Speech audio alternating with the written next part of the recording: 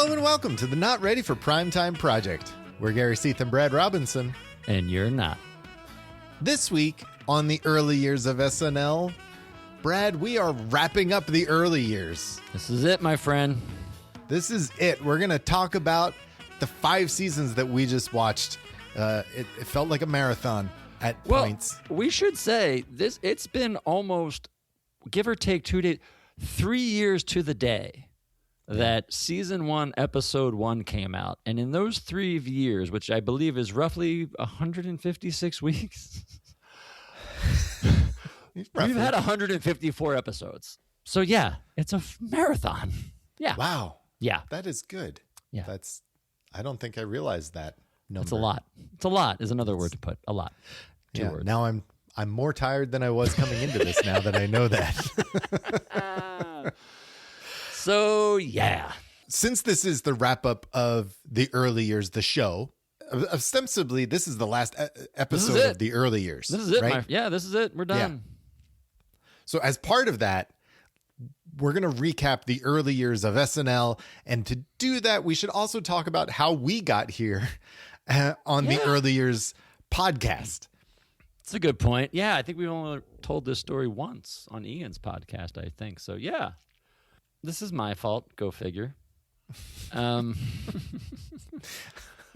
wait, can I just say, I'm going to interrupt you already and say that I'm glad you're taking the blame for this, because I don't know if you remember this. When this first started, you said to me, if my wife asks, and I feel like I can say this since she doesn't really listen faithfully to the show. She does not listen. You said to me, if my wife asks, this was your idea. I buy that story, sure. That sounds like something I would say. Yeah. So go on. All right. Yeah.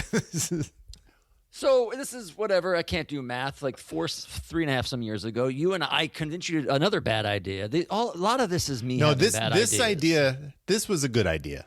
And I call you up one day, and I'm like, "Hey, man," because you're a big baseball fan, and I'm a pseudo baseball fan, and Albert Pujols was finishing his career with the Cardinals. I'm like, "Hey, man, the Cardinals were playing the Pirates like in 2 weeks on a Thursday. It's like the last game of the regular season. You want to take a road trip from New York and Philly to Pittsburgh to watch a baseball game and then come home?"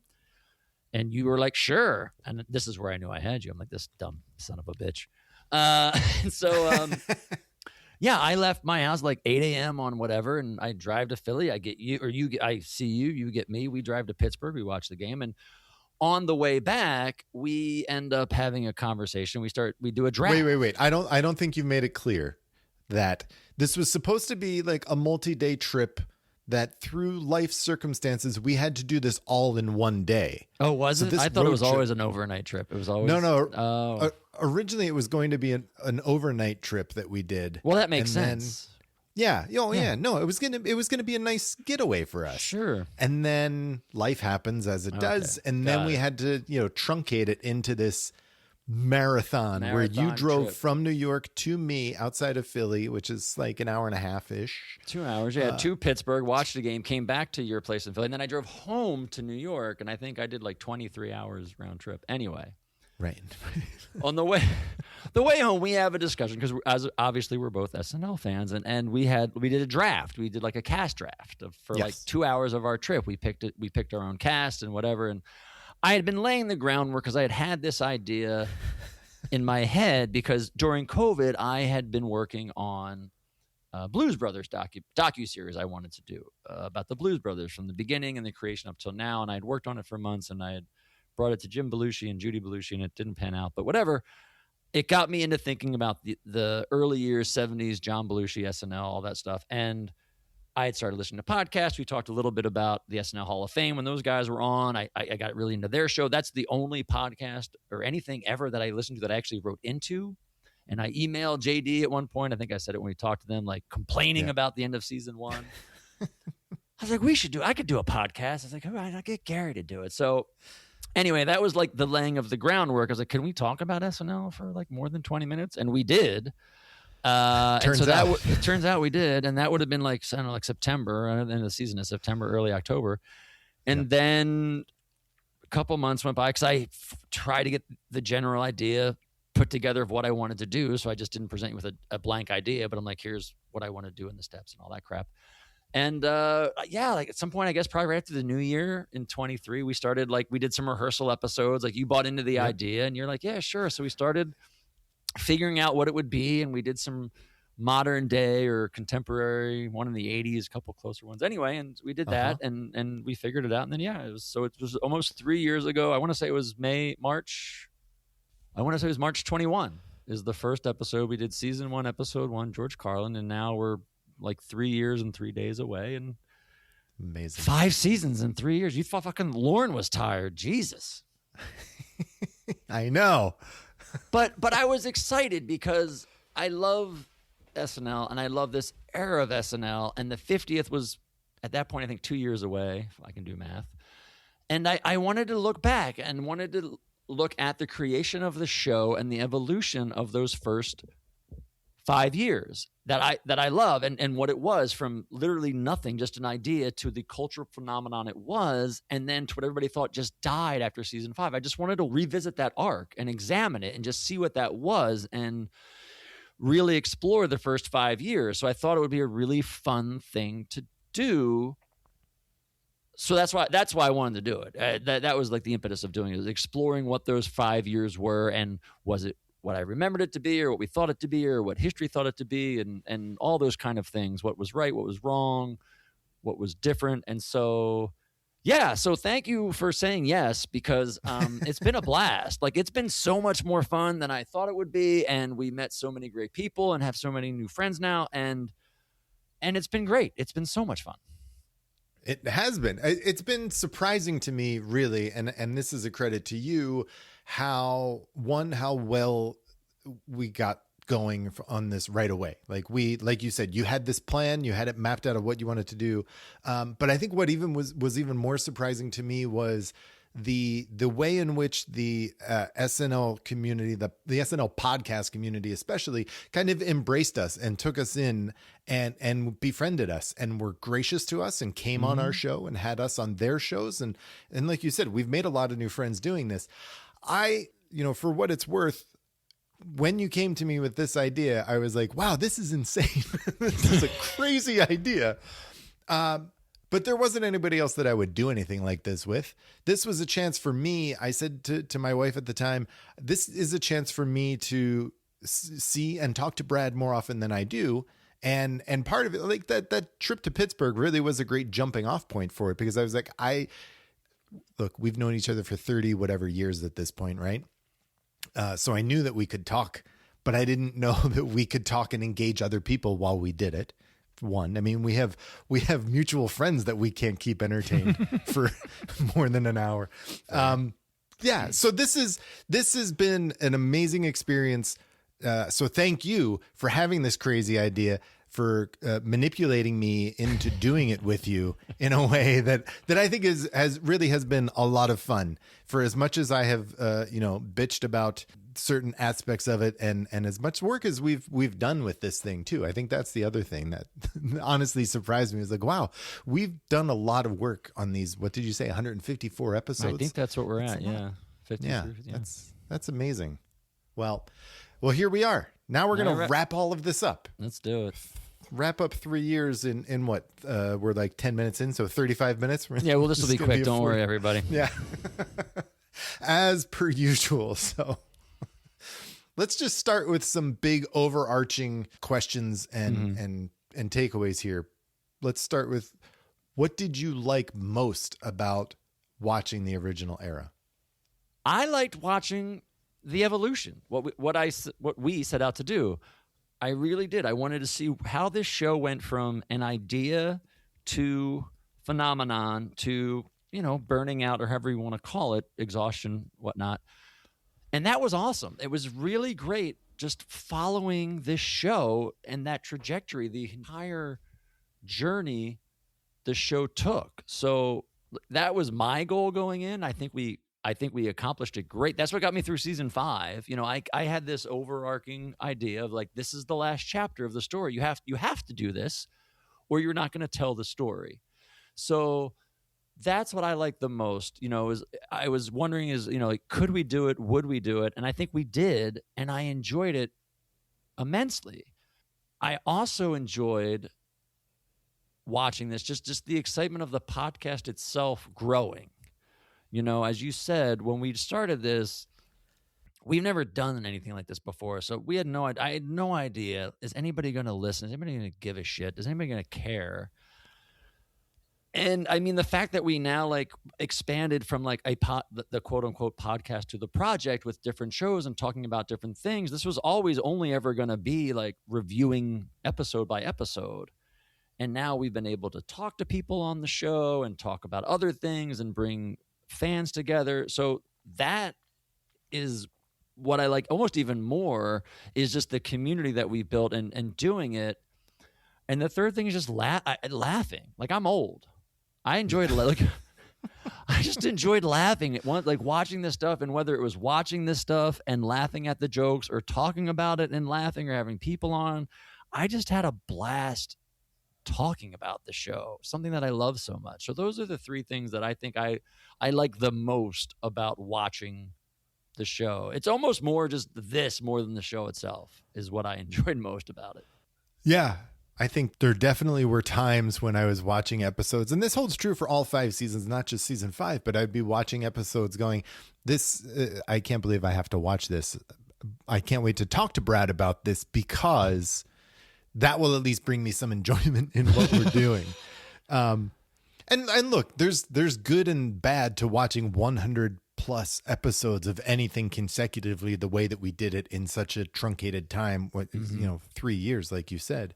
I think it really helped us to be immersed in that world of the late 70s and to get a better understanding of watching, one episode to the next and kind of getting a feel for the world. And I think, like you, I totally agree. One of my favorite things about watching the original era was watching that evolution of the show. I don't think I realized how experimental they were in the beginning of the show. Mm-hmm. And a lot of that was because it hadn't really been done, right? There were variety shows, there were comedy shows, but they were all done with the sensibilities of the older generation, right? Like the Carol Burnett, the Smothers Brothers. And even though they had younger writers on those shows, it still was like an old school classic in a box sensibility. Yeah. Yes, exactly. In a box. Right. Mm-hmm. And this was the experiment to see if the quote unquote kids of the hippie generation could do something with their own sensibilities and to see how that would take off. And I think that evolution didn't really click with me until I watched all of these, lesser known or even bad episodes from season 1 that you're like, oh, they were definitely trying things here and it didn't land. And you see that. And I think that really, like, that evolution that you saw was the most fun. And that's why I like, looking back, why we did it this way of watching every single episode. Is if you cherry picked or only picked a few, you weren't getting the full picture. And to what you were saying, that's what would get me through the bad episodes. Right. Your Dick Cavitz, your Karen Blacks is I'm not going to say the other one, but like you could see how you look at it in the realm of how does this play in the bigger picture? Because you're going to have bad episodes. Right. So how does this play into what they're doing, how they're evolving, how they're changing, how they're learning? And for us, and the reason we did it the way we did it was, you needed the full picture. So you had to take the good with the bad. You couldn't cherry pick. You couldn't just do a best of. You couldn't just do the best skits. You couldn't just do a review of the years. In my mind, to get the real picture of what this journey was, you had to do it week by week like they did. And I'm glad we did it that way. I agree. So then going back and watching these 5 seasons, what surprised you the most after watching all 5 years? A few things. It had been a while. Whenever these DVDs came out, which is I think 15 some years ago, is the last time I probably watched most of these episodes. So it's been a while since I had seen them. And I was obviously watching them then just simply as a fan and probably half the time stoned. So I wasn't really getting into it and trying to analyze it or like see more than just what was there. So going back and watching all of this with that eye, few things. One, I did not remember, I was surprised at just how much of a hodgepodge season 1 was. More of a variety show and throwing shit at the wall and seeing what would stick. I'd forgotten that, so I was surprised to see that. Conversely, I was surprised at how experimental and out there season 2 was.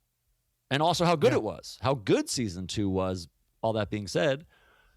And then thirdly, and then I'll let you go, I have a couple more, but I was surprised. Season 5 was much better than I remembered. I think season 5 is a better season than it gets credit for because it's compared to all the others. And when you go through beat by beat, I think season 5 is better than it was. So those were the kind of the 3 big ones. And then I had a few others. But yeah.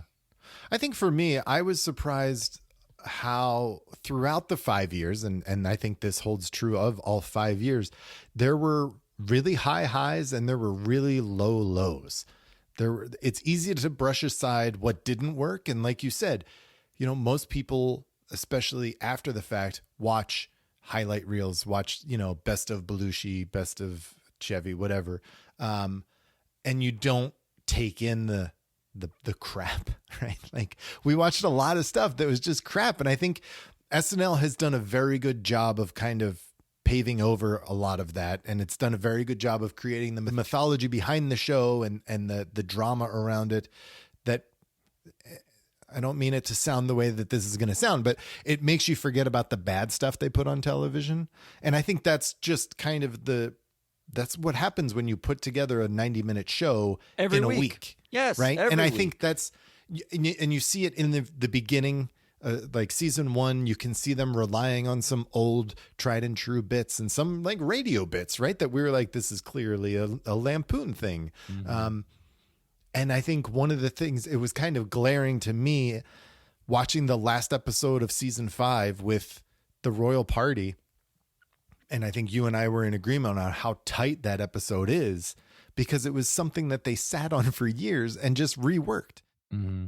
You can see the benefit in that, I think, right? Of, having time to flesh something out and work it and rework it. Whereas when you're putting a show together in a week, you're going to have these sketches and these bits that are just, they don't hit, but you have to put it on air, right? It's not ready, but it's 11:30. Put it on air, and it's sometimes it works and it's amazing, and other times it just craps the bed, and that's what it is. It's very easy to have blinders or 20/20 vision. You look back and like, that's a horrible sketch. Why would you put that on? It's like, well, because you only have so much in the tank that week. You've got to fill the airtime. So some weeks you're clicking, some weeks you're not, and it's very easy to sit there 40 some odd years down the road and be like, this is a horrible idea. Why would you do that? So we tried to look past that as much as we could. Maybe not as good as we could have, but anyway. Right. But I hear what you're saying. Totally. Yeah. Were there other surprises you said? Well, I had other surprises that were kind of more, those were kind of the broader big picture surprises. Other surprises I had that because I hadn't been looking at it when I had last watched it so critically is, one, the influence Michael O'Donoghue had on the show in its vital part of that first season, 2 seasons, just you can see his fingerprints all over the show and how important that was to the show. I really loved learning about him and his contributions, just how important he was to the show. 2, just how good Chevy was that first season. I was somebody who came into this as a very anti-Chevy person. Again, I think we've talked about it a bunch. There was like Chevy Champ and Belushi Camp, and I was always in the Belushi camp. And if you go back and you watch season 1, as we did week by week and everything they put out, there's a reason Chevy Chase was the breakout star of this show. He is that good week in and week out with whatever he has. And so I was converted as a Chevy Chase fan. And then conversely, and this is the one that hurts, is just how much better and important Dan was to the show than John. Yeah. As someone, as a kid who grew up and saw the highlight reels and the best ofs and what have you, and you saw all the Belushi stuff, and I love John, and that's why I got into SNL. And then again, watch it week in and week out, and you see the work Dan put in. He's the one. He's the guy. Yeah. Yeah, and we can talk about that more when we talk about Dan, but you definitely watching every sketch for the first 4 years that he's in the show, you see how important he really is. It's remarkable. Did you learn anything, Gary, in your tenure of watching 5 seasons? What'd you learn? You must have learned something. Here's what I learned, and I'm gonna try to say this as clearly as I can. I learned just how the talent in the cast was much more uneven than I thought it was going into this. So I think they're all talented, but I think there are a lot of performers who have been on since the first 5 years that totally surpass most of the cast of the first 5 years. And they're held in such high regard because they were the first. And rightfully so. I get that. But I think, we just talked about Dan. I think he was the preeminent performer in those first 5 years. And I think there's a bigger drop off to the lesser performers than I thought there was. How about you? I learned a lot more about the writers, like who wrote what. It's something going in, again, as a casual fan or just a fan of the show, especially during this time period, it was tough to pull out. And so doing research and digging into these episodes and learning who wrote what and people's voices, that's probably the biggest thing I learned. And then being able to spot. By the end, we could spot, this is probably so-and-so, this is so-and-so, because we'd seen it so long and you know what they were doing and you know who they'd work with. So that was big thing I learned. Another thing I'd say I learned is that Jane Curtin is so underappreciated in this cast and what she brought to the show. I think she flew under the radar. And again, one of those things where you watch it week in and week out and you're seeing what people are doing, completely underappreciated. And then kind of along those lines, that Harry Shearer got kind of a raw deal. For whatever reasons, and we talked about when he came in and kind of the miscommunication of what his role was supposed to be, both to him and to the cast. But I think Harry Shearer gets, whether it's you want to call it a bad rap or whatever, but the bottom line is when Harry Shearer was on screen in season 5, he delivered more times than not. And I think his batting average is one of the highest you'll get. And between that and, when he came back again a second time, that didn't help matter. So I think there's a black cloud around Harry Shearer and SNL, but the stuff he put out in season 5 is very good. And I enjoyed by the last third of season 5, I would be happy when I saw Harry Shearer on screen because I thought it would be pretty good. The expectations were high. Yeah. I mean, he is someone who, and I have more notes on this when we talk about him later, but he was a surprise to me because I didn't appreciate, I knew Harry Shearer from many different things and I knew his work, when he comes back and some of his work from here, but I know I didn't realize how good a sketch performer he is. Mm-hmm. So yeah, that's a good one. Well, since the show starts with the writers, should we just move on and talk about the writers? You just mentioned it. You learned a lot more about who's doing what. I learned the same, right? I didn't know a lot about I knew these writers' names and stuff, but you definitely, watching 5 years of the show, you do get a feel for who the writers were on certain sketches. A scroll, this this sketch is starting with a scroll. I know that this is a Franken and Davis because what they're putting together is just too complex for it to come across without a scroll, right? So who do you want to talk about first?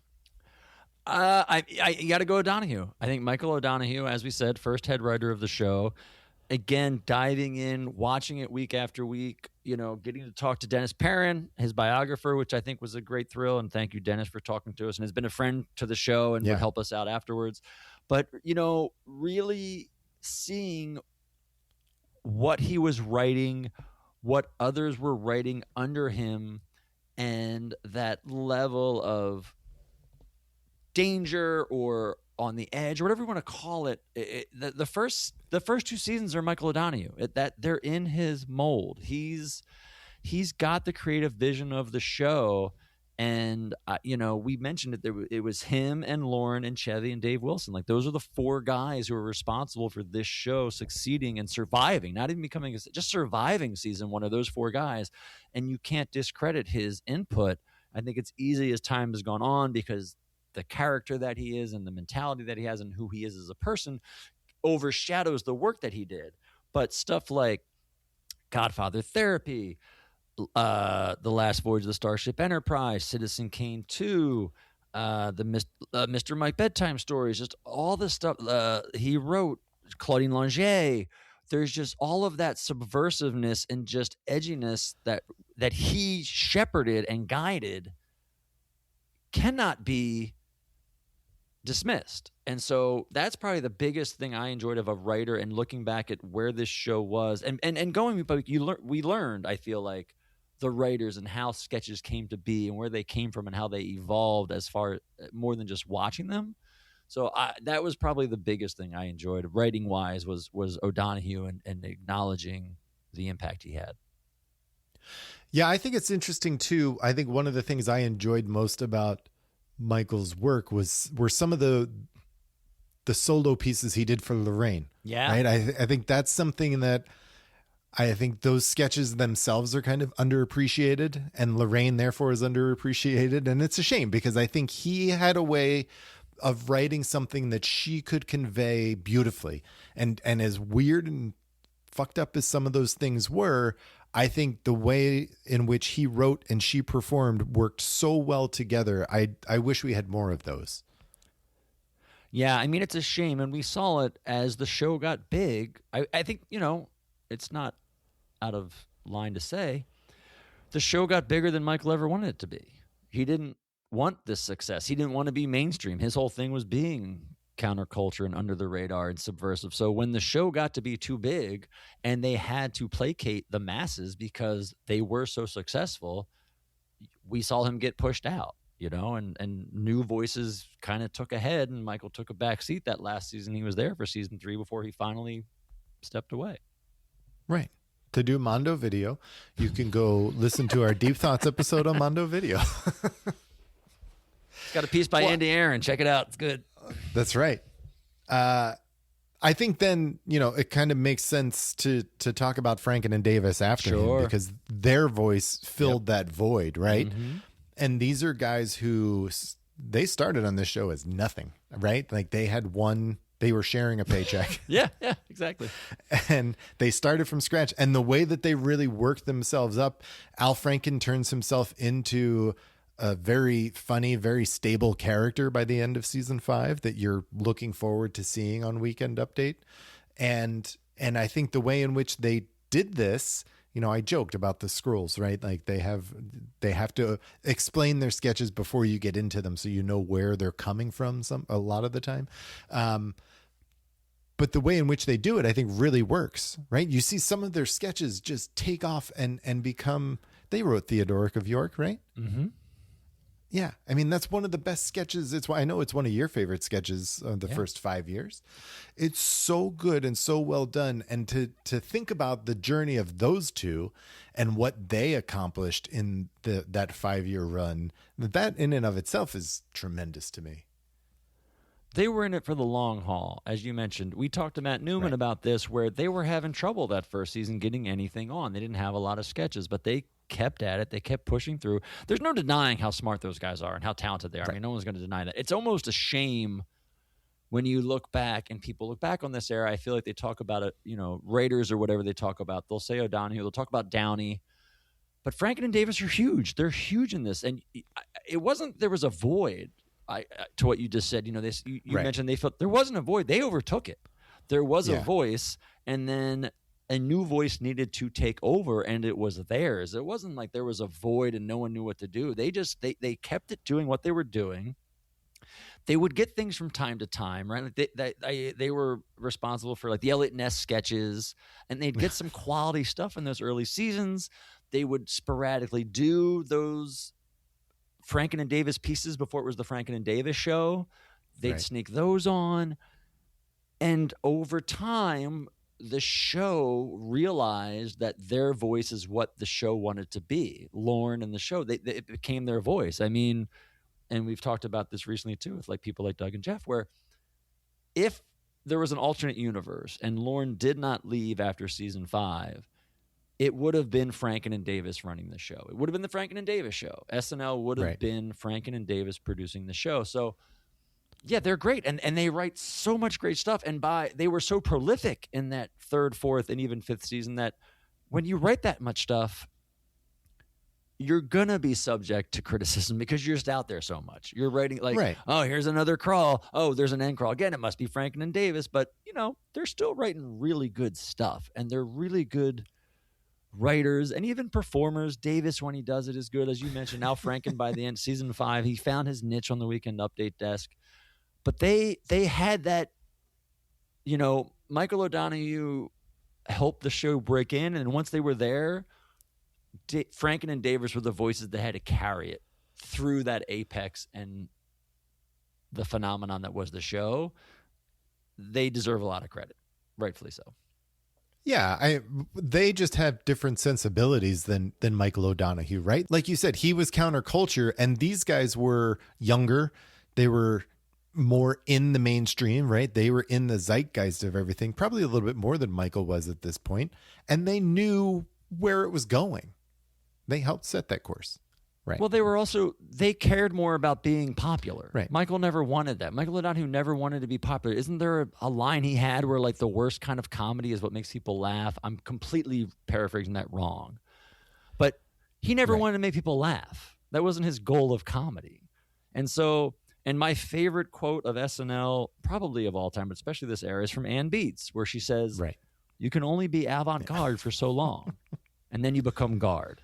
And Franken and Davis are the epitome of guard. That's what they're there. Michael O'Donoghue, avant-garde. Franken and Davis, we're the guard. We're going to fucking take you into mainstream. They really did. And I think they did it great. Yeah, we can spend a whole hour on Franken and Davis. So we can stay tuned for our next show, the Franken and Davis show with Brad and Gary.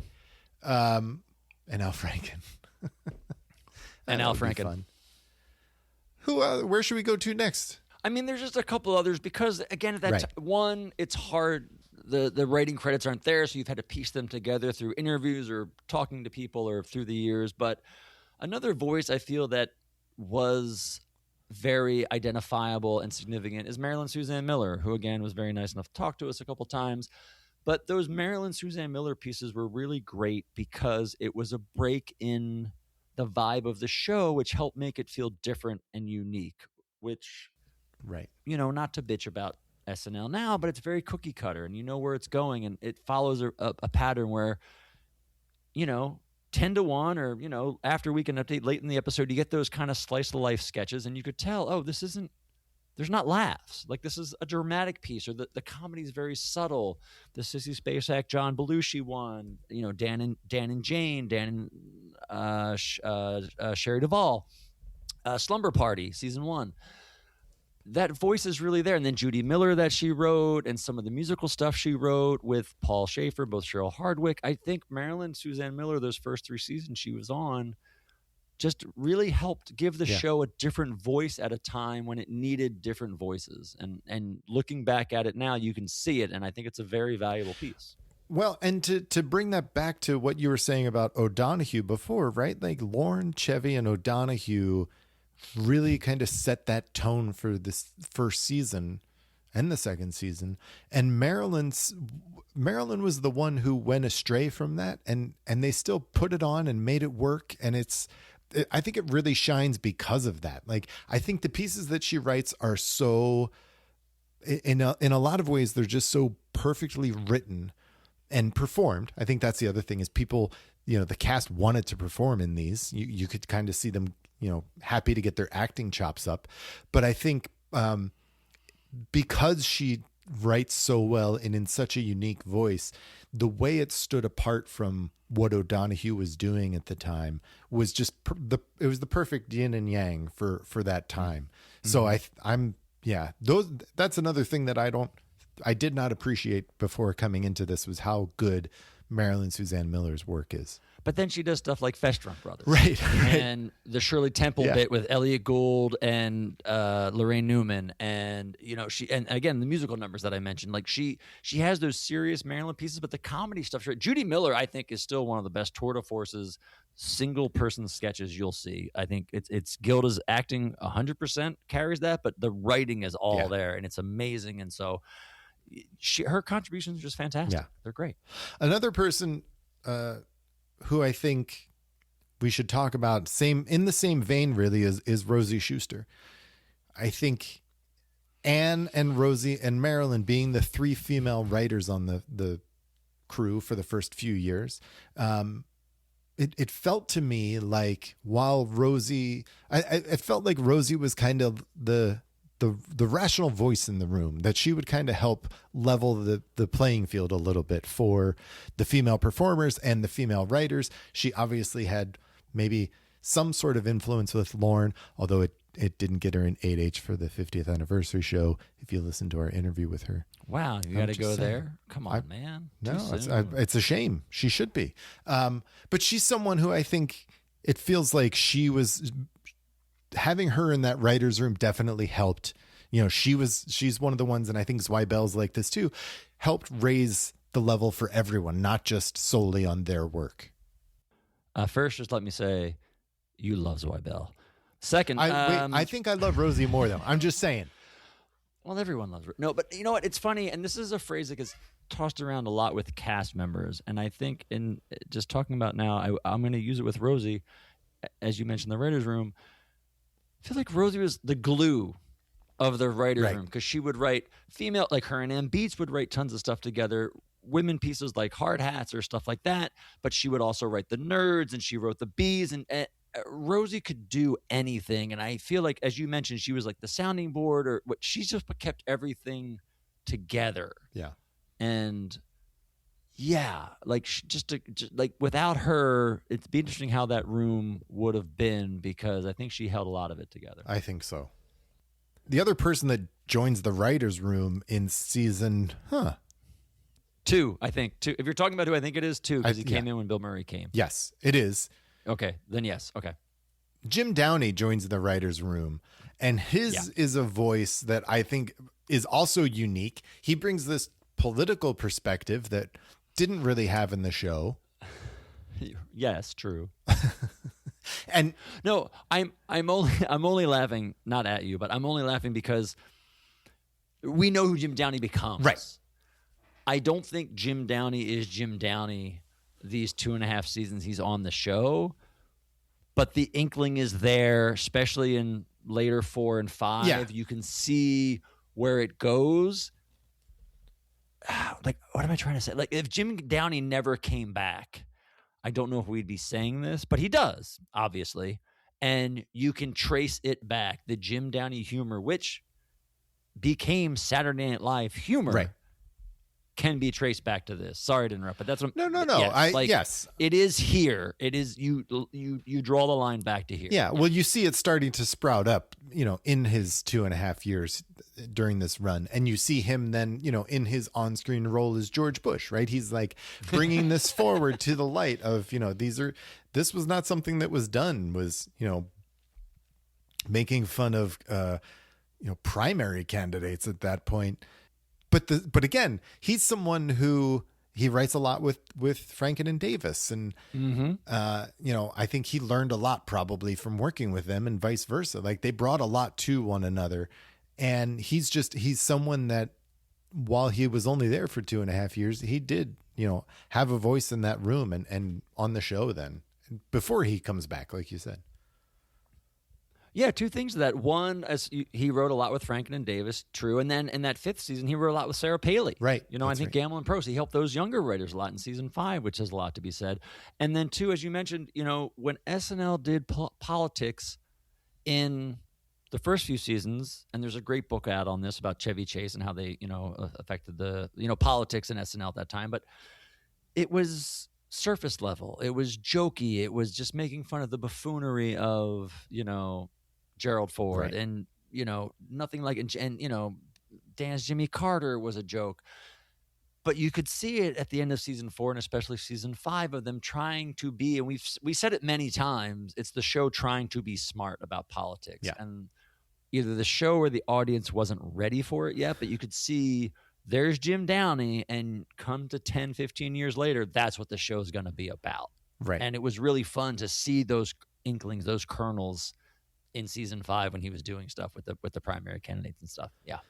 Yeah, well, they also, he helped usher in let's talk about modern day politics rather than focusing on Nixon like they did for the first few seasons, where like any harsh political humor was aimed first at Nixon. 4 seasons. Right.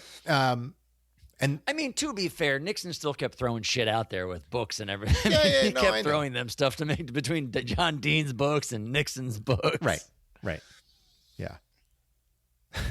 And again, these are people from the, early 70s. Exactly. So that's, of course, the target they want to nail. Right. But yeah, I hear you. Who else do you want to talk about? I mean, again, this is a stellar cast. Don Novello comes in, does great stuff. Olympia Cafe, Father Guido Sarducci, the mall sketches. I mean, the writers are all great, but I think those are the key ones to really hit on. Yeah.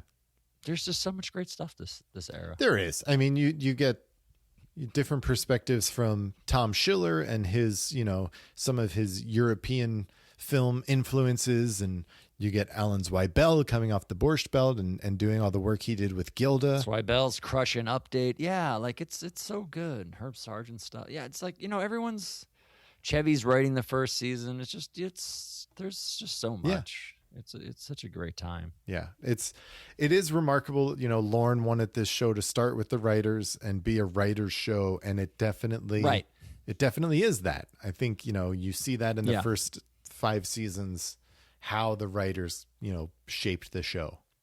All right, now should we move on to the cast? Might as well, unless you want to do 20 minutes on Davey Wilson. Oh, we could do 20 minutes on Davey Wilson. We could, unfortunately. Yes, we could. Not unfortunately. Let's just say real quick, we've talked about Davey Wilson a lot in these first 5 seasons because he did a lot and he was so influential. Yes. And you mentioned it earlier. Without him, this show does not work, really, right? Like he's the one that makes all of this chaos come together on camera. He's the one who harnesses, he brings it all together. Like you can have all these inmates running the asylum or kids taking over, but you need somebody who's been there and knows what it takes to make it work. And that was Davey Wilson. He did a great job, and Davey's fantastic. Yeah. And also always good to see Davey's cameos when he's on camera. All right. So let's start talking about the cast. Let's make it fun. Okay. Let's throw it to each other. Okay. Like so I'll make you go first. Oh, okay. And if you're going to talk about cast in this area, you have to start with Chevy. So let's talk about Chevy. Go. Okay. You mentioned this. You are not a big Chevy fan. I've never been a huge Chevy fan, and watching so much Chevy in succession was at times draining.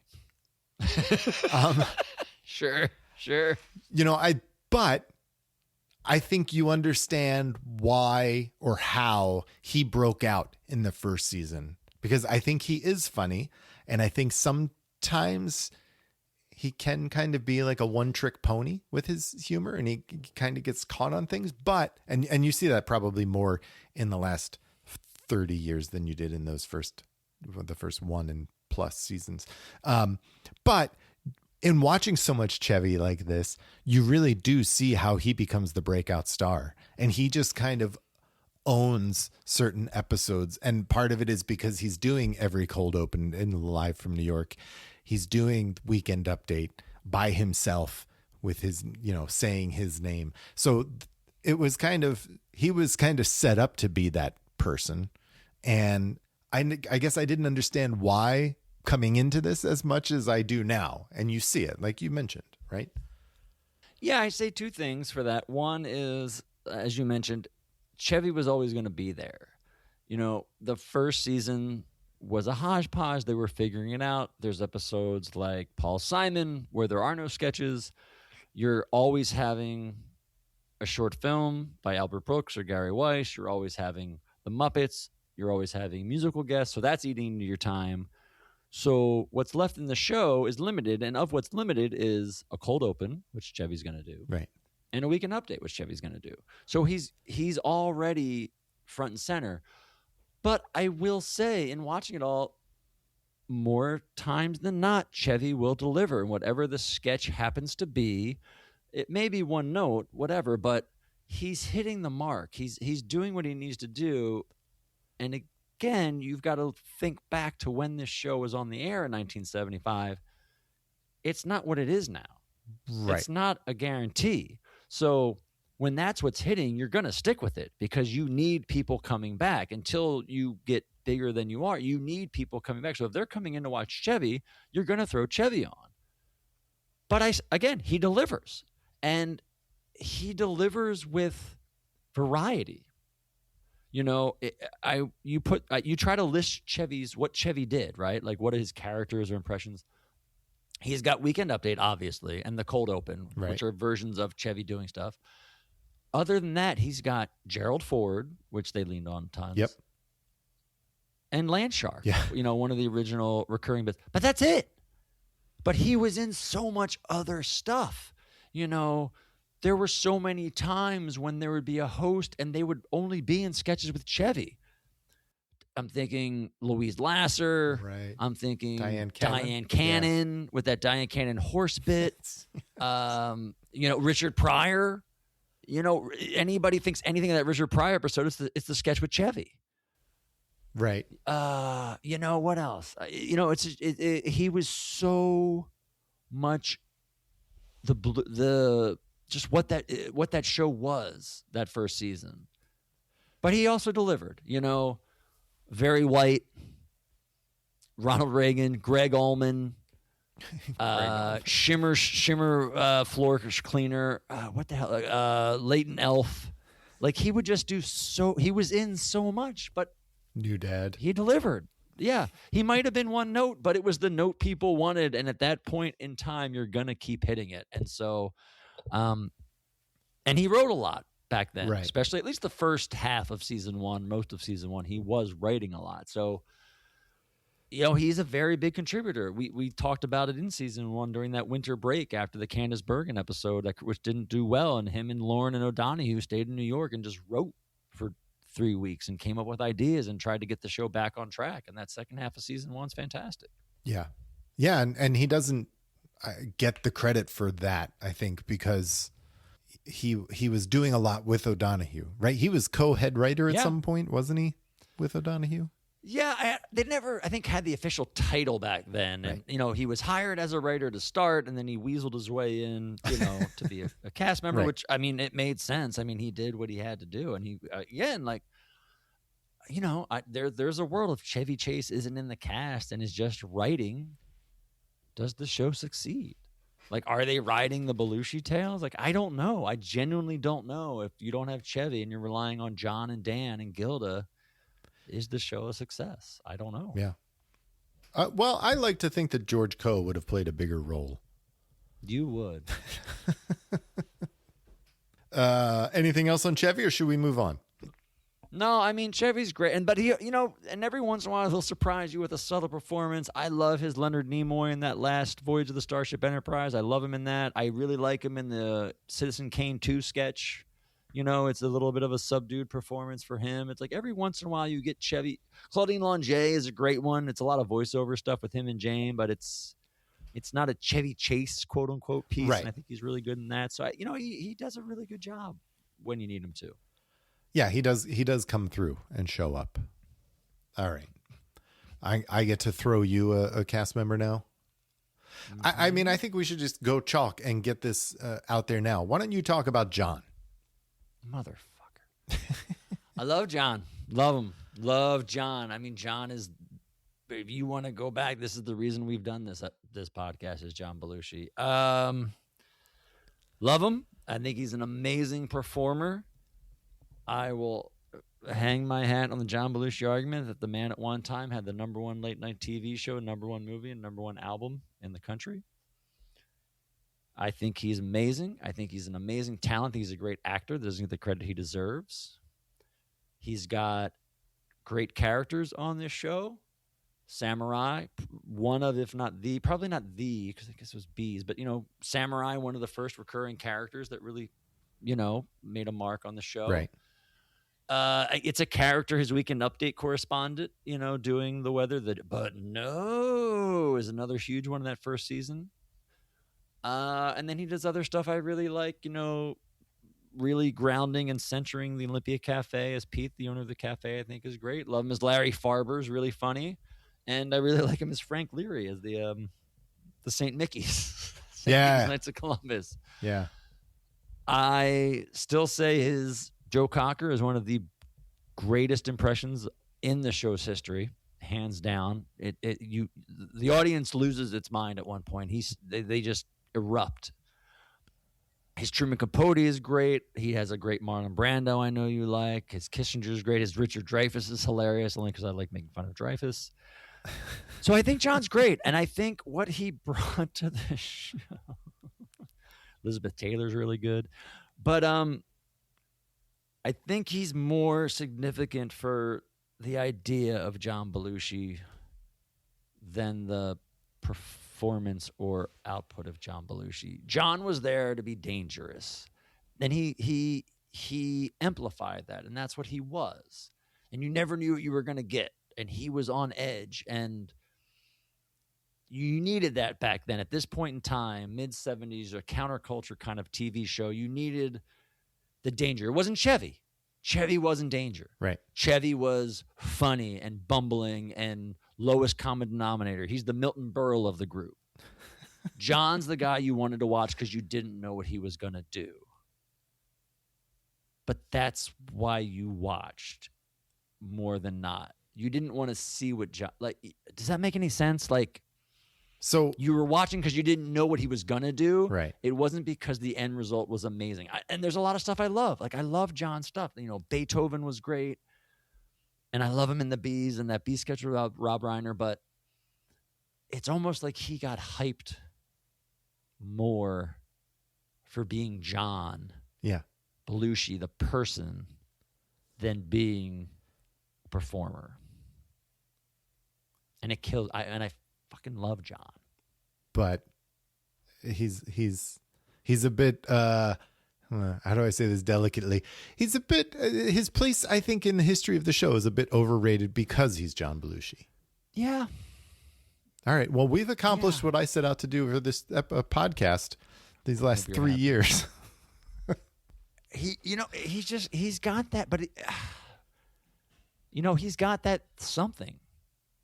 You're going to tune in to watch because he's on. And he wrote that for as long as he could. I mean, I think I was definitely surprised watching John, the ins and outs of John. I think there were some performances, like with Sissy Spacek, right? Like that two-hander that he does with her is he's great. And he's kind of Maryland piece. It is a Maryland piece. Yeah.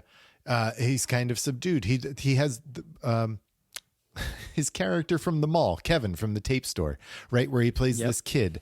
Again, he does a really nice job because it's kind of understated and flies below the radar, but he's funny in the role.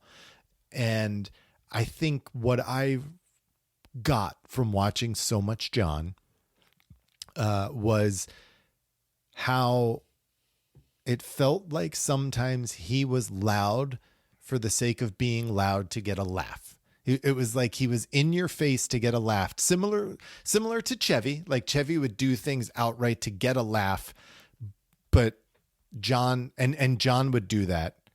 And I think, while he is talented and has more range than maybe he's known for, because he's so what he's known for, like you said, but no, that's so loud and in your face. Like, this is funny. You're going to laugh at this. That it kind of feels like, as I'm saying it, it kind of feels like he's bullying you into laughing at him or laughing with him, not at him. Well, I mean, he was a bully. I mean, let's be honest, he was. But I mean, a lot of these guys are that we're going to talk about on the cast tonight. That's true. No, that's true. We're going to somebody else who's a huge bully for many years. But you know, it's interesting too. He's the one guy on the show, one person on the show during this period who exploded in the mainstream popularity and the consciousness while on the show. Like Chevy achieved success and popularity on SNL, and then he left to try to be more famous. Right. John got more famous than Chevy while he was still on the show. That whole season 4 is John being like, why am I here? I'm bigger than this show. Right. There's a reason why everybody knew he wasn't coming back for season 5, because all of season 4 was John being, I am bigger than the show, because he was. I mean, between Animal House and the Blues Brothers album, he was. So, it's an interesting dynamic, and I love him on the show. I think he's great on the show. I really, really loved watching him in season 1, season 2, when we'd be like, oh, here's Dial Down John. Yeah, exactly. When you play like a kid, right. Like John as a kid, as a little, a high school kid in season 1 and season 2 was great. It was so great before he became, every sketch is John just yelling and screaming and bouncing off the walls. Exactly.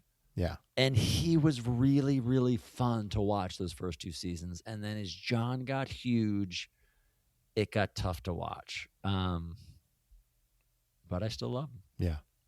Yeah, and I think season 4 is tough because of a lot of that too, And he's got his issues in season 4. I mean, definitely. There's some episodes we saw where you could tell, like John, he's no one knows what they're doing. They're all going through uncharted territory at this time, and John's John, and we know that story, and you saw it in season 4. Yeah. One of his impressions you didn't mention that I just want to mention because I think it's great is his Truman Capote. I think he does a really good. Oh, I thought I said that. Yeah, no, it's maybe great. You he did it a few it, times. yeah, fantastic. So it's good. Such a good. And I know you love his Brando, especially the one he did with Peter Boyle. Was one of your favorites. Dueling Brandos. Everybody knows the Godfather one because it's the most famous. But it's funny because we've talked about the highlight of that sketch is actually Lorraine Newman doing Sherry. Yep. But yeah, I know you loved his Brando with Boyle. Yeah, that's great. Dueling Brandos. His Kissinger's great. I love that Final Days sketch with him and Dan Aykroyd. He is Henry Kissinger. I think it's fantastic. It's a really good acting performance. Yeah, it's good. Yeah, you mentioned all the others that I had written down. Is William Shatner? I love that sketch. I mean, I know I say it a bunch. I love that Starship Enterprise sketch, and his William Shatner's fantastic. I don't like his William Shatner, but it comes and goes in that sketch for me. But that's part of having a 29-minute sketch. Right. You can't stay in character the whole time, I guess.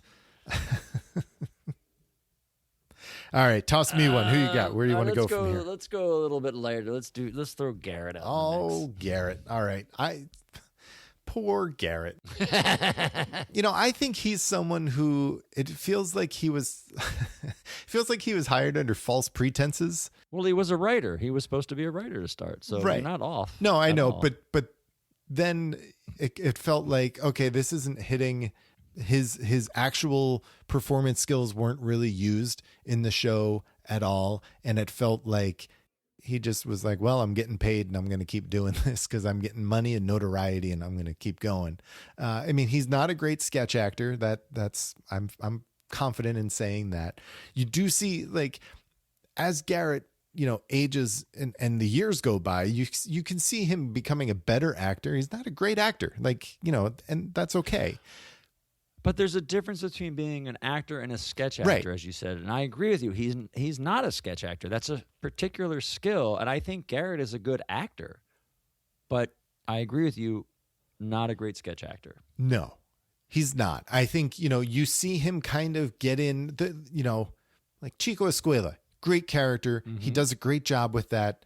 I think, the accent comes and goes when you watch so many of them back to back. You can see that. But that's a character that he gets and makes his own. I think he does a really nice job as Cliff with the Festrunk brothers. Like that's a great character. And Grant Robinson Jr. in the Nerd sketches. Oh, I thought I'd get to say I love Grant Robinson Jr. So good. And then the other one that I had written down is Curtis, right? That's a character he brings. throughout. Yeah, that's because it's the only other one. But yes, I'm with you. Well, I mean, he is credited with having 8 characters, but I think some of the others are just, I wouldn't call them characters. No. Same with his impressions. Like, he doesn't do great impressions. I think my favorite impression of his was his Sammy Davis Jr. It's not a great Sammy Davis Jr. Oh, really? What am I going to say? Idi Amin? Like, what's going to be or Tina Turner? Like, those are the other. Well, Tina Turner was pretty damn good. Yeah, Come on. all right. And James Brown. Yeah. Oh, that's right. I didn't write down James Brown, but that one's not bad. But you're right. I think Tina Turner probably is the best one. I do feel bad when I see Garrett sing. I'm like, oh man, he can sing, and I wish they let him sing more than they did. That's really the crux of my poor Garrett statement at the beginning, was that they underutilized his actual skills and dressed him in drag far too many times just because he was the only black performer. Yeah, and I mean, it's well documented. There were like ways, how do we squeeze Garrett in the episode? How do we get him in these sketches? There's time. I mean, yeah. No, I agree. And, he was hired as a writer. He's a writer primarily. He's not a sketch performer, which, as I said, is its own beast. And, he had no favors being a black actor on that show when no one's writing for him. Right. Other than him. And how much is he writing for himself? And how much is he fighting to get his stuff on there if it's not getting stolen? Like, White Guilt Relief Fund was a Garrett Moore piece that he has talked about was taken from him. Right. So, yeah, it's rough, and then, Garrett is somebody who had his own demons as well, which when you don't have the success and the support is the very wrong word, but the people, the system around you, it's easy to fall victim to that, I feel like. And so, and that's also sadly been well documented season 4 and into 5, where Garrett kind of falls, to the wayside. He shines I love seeing him shine, and he has moments of it, but he's one of, kind of 2 people where it's, you wanted more. There's 2 people that you really wanted more from, and he's definitely probably the top of that list, because you could see it. There were times, where they lean into it a little bit early on with Garrett singing, whether it was a scroll or a cutting to Harry Belafonte or whatever in the audience, or, like where they would have jokes about and have Garrett singing, or, and they knew like there was something there. And it was, again, I'm thinking season 2 where it was different. We're going to have Garrett sing and do a crawl or do something else. And it made sense. Or the St. Patrick's Day where Garrett did the cold open singing, I think. Yeah.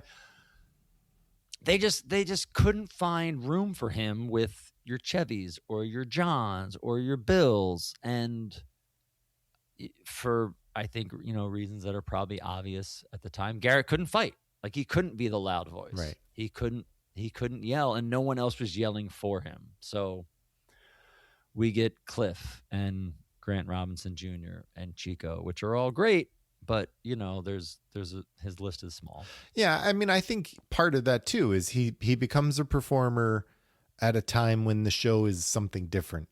It is that variety-ish show that we're trying to figure out what exactly it is, and it would be great if we had a wonderful singer in the cast who can do something, and then it ends up being totally underutilized, I think. I don't know. Let's go, I guess let's go to Lorraine right after Garrett. Let you talk about Makes Lorraine. Sense.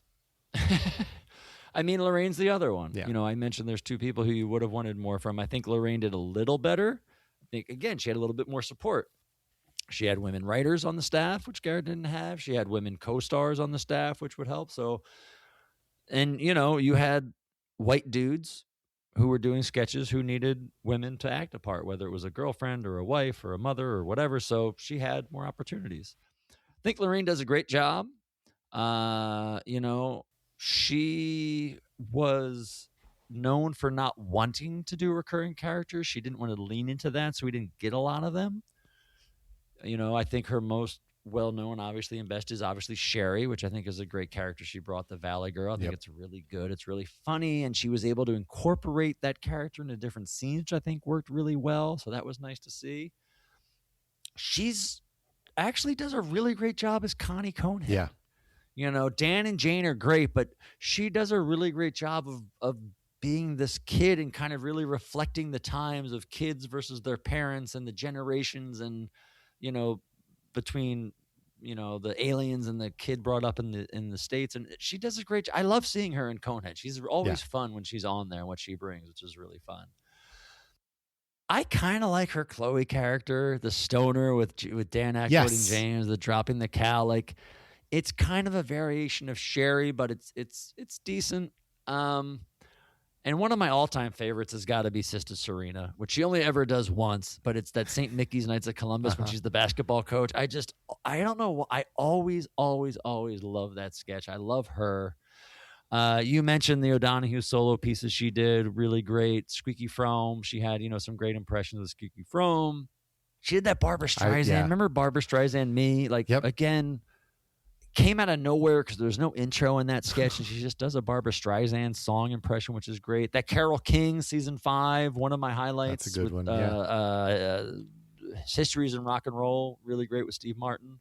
She kind of found a niche with Rosalind Carter, which was fun, especially when Dan left and they needed somebody to talk about the Carter administration, and she was there to do Rosalind. But she's another one who I think, it's been, not speaking out of turn, had issues with things and really season 5 kind of fell down well and couldn't get brought up that much and needed some help. And so it was a bummer because and she was young, we should say. Was she like 19, 20 when she came on the show? So I think she was from LA. Yeah, she was 22 or 23, I think. She was young, but she had come from LA, so she didn't know anybody, so she was kind of an outsider and dealing with all of that. So she had a lot to deal with at that time. And she's the other one with Garrett that I just you want to see more, because every time you see her, you're always rooting for her. But there are full episodes where you're like, "Where's Lorraine? Right? Or what did Lorraine do?" Yeah, and she wasn't there, which is a bummer because when she does shine, she's great, and it's so much fun to see her shine. You wish you would have had a couple more characters or could have leaned into a few more things here and there, and it would have been fun to see more of her. Yeah, I think, she's someone who every time she sings, we say, wow, she's really talented. She's a very talented singer. She's also very good at manipulating her voice. Remember that whole thing she did with Gilda in season 1, I think it was, where Gilda was having her do those impressions? And yes, the two of them based on home base. Yeah. She was brilliant in that. And you see it too with the sketch that I didn't really like, but when she plays the little kid, like the little kid lawyer and therapist, whatever that one. Oh, the one she does with Kate Jackson is great. Was it Child Psychologist? She's great in that sketch. She does the one where she is like the movie, the studio the boss. Executive. Yes, that one isn't as good, but the Child Psychologist with Bill Murray and Kate Jackson is a great sketch. Yeah. I think it is a shame, and I think part of the reason she is underutilized is because she doesn't want to do recurring characters. And it's a shame because it's a shame in that I think someone like Gilda, right? We see a lot of Emily Latilla at a time where, if Lorraine or Jane even had another recurring character of their own, we may have seen them more and not, Emily Latilla every week, right? As an example. She did do great on those impressions. The Barbra Streisand was the one that I wrote down right away. She also does a really good Katharine Hepburn. In that sketch with everyone with Joan Crawford. And she's someone that it's a shame that she is underutilized throughout the show. She was 23 when the show started. Okay. Yeah. So she's super young. She is the original Weekend Update correspondent. That's right. That's right. Don't like the character. But, that reporter voice she uses. The reporter thing she did. But, she was the first thing that, the Blaine Hotel, and she did that for a while, that Weekend Update correspondent. She kind of set that mold of something that could be done with Weekend Update. So, got to give her credit for that, too. Yeah, absolutely. And she, sometimes she just was the comic foil to... like E. Buzz Miller, right? She was Christy Christina for E. Buzz Miller. And I mean, that's one of the worst. But I agree. I mean, even she's been like, I don't know what the hell that character's about. But right. It made Dan that much better. Sure, exactly. Yeah, made him that much sleazier, which is what he was going for. But she did great stuff, like that Shirley Temple impression she did once. That Ellie Gould episode where she was tap dancing as an older Shirley Temple, and that could have been parlayed many times, and I guess she did Amy Carter a few times, but she definitely had Amy and Rosalind Carter. Yeah, that's right. I forgot about that. Yeah, both Carters. Sure, of course. You know, the impression she brought back multiple times was Indira Gandhi. Yeah. Well. Yeah. Okay. Uh-huh. I'm just saying. Yes, you are. All right. Is it me? I'll give you somebody. Like, give me some Harry Shearer. Oh, Harry Shearer. Wow. He's another one who really, I think I mentioned this already. His talent surprised me. I mean, talent in the sketch comedy sense.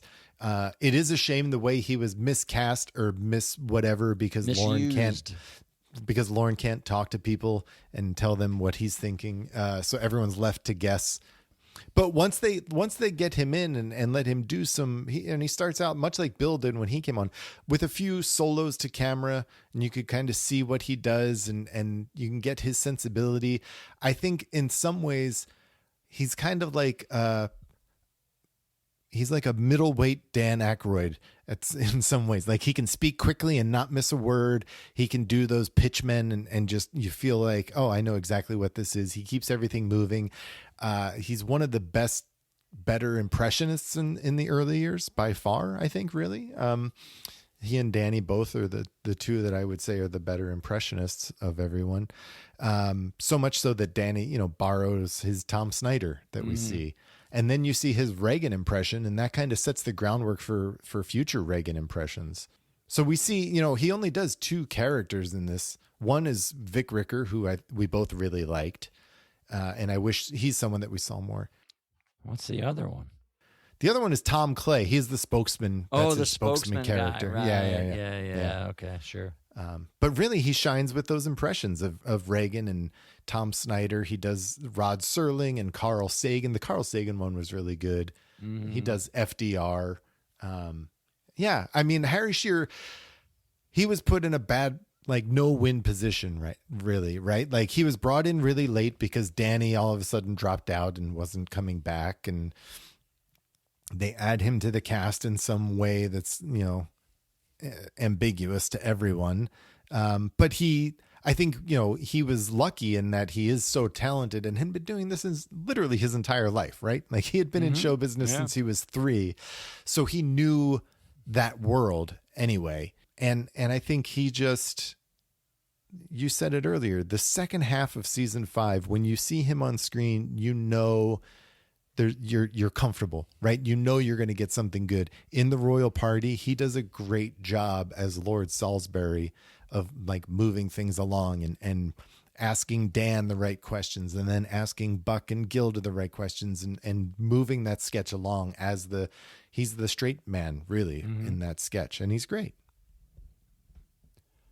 Yeah, I agree. There's not much more you can say about Harry Shearer because he was only on for so long, obviously. But I like all that. Backer's Audition is a great sketch. I think he's fantastic in that with Paul Schaefer. That's one of the first ones where he really had a prominent role, which I thought he was really great in. And, you got to give him credit. I got to wonder, that Ronald Reagan, it's the first impression that somebody had to do prosthetics or makeup for to pull the impression off. And obviously now we know where that leads. So he's kind of the first one in SNL to actually take an impression, but I need to look like the person to do the impression. I'm not going to do Jimmy Carter with a mustache when Carter doesn't have a mustache. I need to look like Ronald Reagan if I'm going to do a Ronald Reagan impression. So yeah, hats off to that as well. Yeah, it was good. And I think, you mentioned this. He's so talented. It's a shame that he was brought in when he was under those circumstances, because if it were different, I think he really could have done really well. I will say it doesn't feel like he meshed with the cast. And in that Backer's Audition, I think he and Bill kind of go back and forth. Like, Bill is giving him shit seemingly. I think Bill's sketch. the one he actually got along with, though. You know what I mean? You'd see, because there's that, and then it's funny because I've heard some of the rehearsal tape audio that I've heard, and it's stuff with him and Bill, and they're hanging out and they're talking. And there's another sketch later on in the season with him and Bill. What the hell is it? Where they got together, but I feel like him and Bill actually did we're okay. It's just, I think it's just a weird situation for everybody, though. Sure. I mean, Dan and John leave, and then this guy comes in, and it's hard. Remember how Bill was beginning of season 5. I don't know if anybody was hanging out with Bill much. Well, that's true, too. I mean, he also comes into the beginning of season 5 where everyone's exhausted and everyone's exhausted. Checked out. Garrett and Lorraine have their issues. Bill's doing his thing. Like Lorraine, like no one's hanging out with anyone. Jane's checked out. It's like you couldn't find anybody to hang. That's why he's doing sketches with Paul Schaefer. Yeah. Paul hang out with anybody. Yeah. All right. Well, I think I'll let you talk about our favorite. Why don't you talk about Jane? How great is Jane? How great is Jane? We're both wearing our swag, or how great is Jane's swag? How great is Jane? Yeah. Love Jane Curtin, as I mentioned before. I think she's the most underappreciated person in this cast. The workhorse. Week in and week out would show up, whatever you put her in. I find it hard-pressed to find a sketch or any performance Jane Curtin didn't deliver in. She was great. Obviously, I think, her easily best character, not that she has many, is the Weekend Update anchor, which is, I in my opinion, is a character. She was great. I think one of the biggest mistakes they did was teaming her up. I think she could have done Weekend Update by herself. It was great. I loved seeing her the second half or 2/3 of season 2 by herself. Thought it was so much fun. Yeah. Love her as Enid Loopner.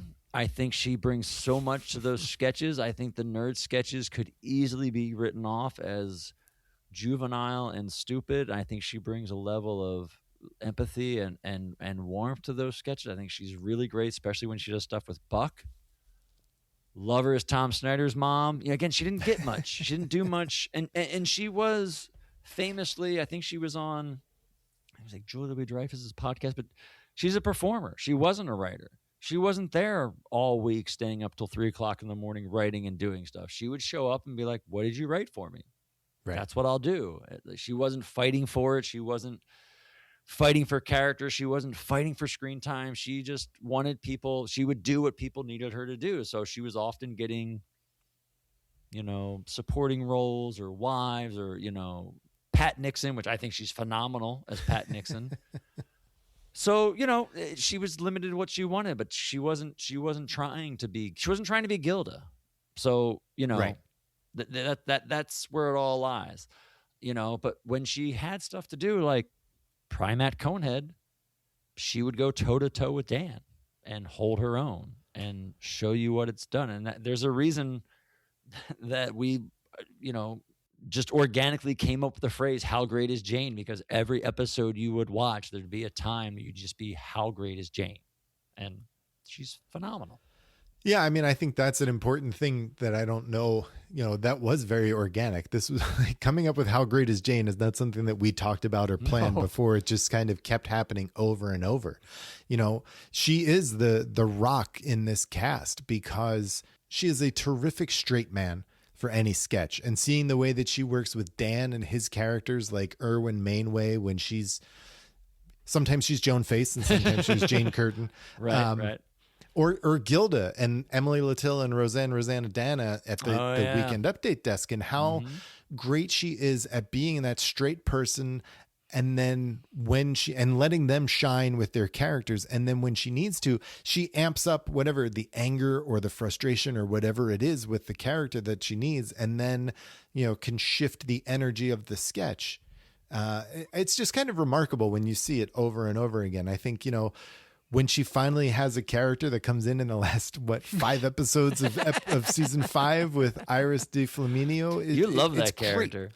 I do, and I think part of it is because it's Jane getting to do a character. It's a character. Yeah, it's not her. And it is a Joan character. Face is obviously Jane, right? This is her. The only time I think she ever did this again was like that German character she did twice, the Fred Willard Army Surplus Store sketch, and then a weird black perspective, which don't get me started on that sketch, where it was like her and John and Gilda's housekeeper's character. But she falls into a character and it's great. It's great. And Enid Loopner, right? Like that is a character that she does very well and so good. She also does some really good impressions. like you said, her Pat Nixon. She does an Eleanor Roosevelt that's very good. I think that's in season 5. I think she does Ann Landers in season 5. Ann that's Landers really is fantastic. good. Yeah, the Ann Landers letters. Yeah, that's great. Yeah. Joan Crawford. She does Joan Crawford twice. I was just going to say Joan Crawford. She does Betty Grable at one point. The Dolly Parton's not really an impression, but no. Well, kind of, yeah. Well, then she does like a meta version of that where it's that's right. The non Dolly Parton impersonator or whatever. Yes. Yeah, she looks just like Dolly Parton. Like but she kind of sounds like Iris DeFlaminio. Who's the orange juice woman she does? Anita Bryant. She does her. Bryant, yeah. Yep. Yeah. It's great. Like, she just is someone who you're right. Like, there's not any sketch that she was in that I was like, oh, Jane's phoning it in here. Yeah, it ain't Jane's fault. No, not at all. She does such a great job in everything she's in. And even, I think one of the, I mentioned how good Lorraine is as a singer. And when the three of them would sing, she held her own with the other two. I don't think she's as good a singer as Lorraine or Jane or Gilda, but I think she holds her own with the other two. Once? Was there one miss they had? Like Chevy's Girls was great. Chevy's Girls there was like Saccharin. Weren't they in that? Yeah, and there was a video one, right? That they did. The video with Dan when Dan's doing the thing. Yeah, that one's great. That one's It's good. I mean, the three of them when the three of them sing, it's pretty stellar. Yeah. No, I mean, Video Vixen was that? No, Video Vixens was Shelley Duvall. No, it was different. Shelley Duvall was Video Vixens, but I know the Dan one you're talking about. She's someone that I loved when she would come on screen. Like because I knew I was getting a great performance. Oh shit, I got to pick. Yeah, you have to. Now you have to pick for me. Let's do Bill. All right. So Bill Murray, like, it's so obvious so early in his run that Bill Murray is a unique talent. He does some sketches right away. He does that director character, I think, in his first episode. First sketch. Yep. And he's, he comes out of the gate just hitting on all cylinders in that episode. And then he kind of loses his footing and he has to come back on and do that, mea culpa, really, to camera. And then from there, you see him become like the comedian that we've known for the last 40 whatever years at this point, right? And for a lack of a better word, he has always been, it turns out, a curmudgeon who just does what he wants to do when he wants to do it. Especially, you mentioned season 5, you see this attitude that he has, but when it comes time to perform and he's feeling it, he does it. I mean, give him credit for all of the stuff he's in season 5. A lot of good, a lot of bad. He's in everything in some of those episodes. And, he kind of keeps the ship afloat. So maybe we should blame Bill for season 6. He shows up in season 6. Yeah, I know. But he brings these characters too, right? He brings Todd from the Nerds. He brings Nick the Lounge Singer, Honker. You mentioned the Knights of Columbus sketch. He's Francis. What is it? Francis Leary Jr. He's wonderful in that. Jocko. Iago. He's wonderful as Nico in the Olympia Cafe, right? He doesn't say anything. He's great. And he's someone who you don't think of as being great with impressions, but you get I really enjoyed his Cary Grant that he does. He does the Richard Burton, of course. Yeah. David Susskind, which is whatever. He does a Richard Dawson, which I like. Yes. Yeah. That's a good one. He does Ted Kennedy, which any Kennedy he can do flawlessly. That's right. Yeah, I mean, I think Bill is. It goes without saying that the addition of Bill was so perfect for the cast and the sensibilities, and he really knew how to play with John and with Gilda and everything. And right, like they originally wanted him for the show for the first season and it didn't work out, and he ends up going over to the Howard Cosell thing. But man, what a difference it made getting him in place of Chevy, because he's more he's able to do more things than Chevy was, and to do them well, really, I think. Yeah, and it's funny because I don't think this is something you would necessarily say about Bill Murray, but he was more of a team player than Chevy. He could play with that team because because he knew that team so well. You know, like as you mentioned, they wanted him for season 1. He knew John, he knew Gilda, he knew everybody. He'd been around, and yeah, I mean, it's easy to look back now and say, of course, like Bill Murray's great. Of course, he's so funny. But yeah, he did a great job, and he played well with John. He played well with Dan and Gilda, obviously. By the end of season 5 on the update desk, you could tell he didn't want to necessarily be there, but him and Jane were really good together. Yeah. They found a stride. They could figure out, even his very first weekend update, when they do the point counterpoint, and he does the thing where he says, oh, I kind of see what you're saying, Jane. I understand where you're coming from. Complete opposite of Dan Aykroyd. He just sets the different tone. And then once he finally got rid of the Stargazer persona, he kind of fell into Weekend Update as well as he could. Yeah, he's so good. The thing I really loved about watching Bill Murray was he was the only one, I feel like, when things were going awry or bad, wouldn't hide it. He'd always have that shit-eating grin or side look like he knew this wasn't working or this was a dumb premise, and he would just keep going with it, but would acknowledge that, like, this is not that smart, but I'm going to keep doing it because I have nothing else to do. And he had that certain kind of sleaziness to him. His characters, like Jerry Aldini is fantastic, and the Stargazer character, when he would interview people, which was really great, the Elizabeth Taylors and the Lucille Balls and Mr. Ed, just super funny.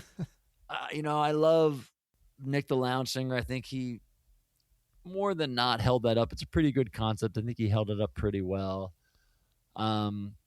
Not the greatest impressionist in the world, but the few we did were fun. With the exception of the first half of season 5, he had fun. I felt like you always felt that Bill Murray was having fun in what he was doing, so you had fun watching him, which I think John had that. Early John Belushi had that too. But, Bill was always having fun, and so you liked what he was doing. Even if it wasn't the best, you could tell he's making the best of it, so you enjoyed watching him. And, I mean, he's a legend. I mean, what are you going to say about Bill Murray? Right. Sometimes the fun for Bill Murray was doing that fucking around when he knew the sketch was bad or when someone wasn't performing well. And or I think he was just fucking with Harry Shearer in that background, that backup audition sketch. The background sketch. One of my favorites still is Royal Party with Buck Henry. Yes, douchebag, what is it you're sitting on? And he bites the sandwich and like holds himself from breaking while he chomps on a sandwich and just dares Buck not to laugh. Yeah.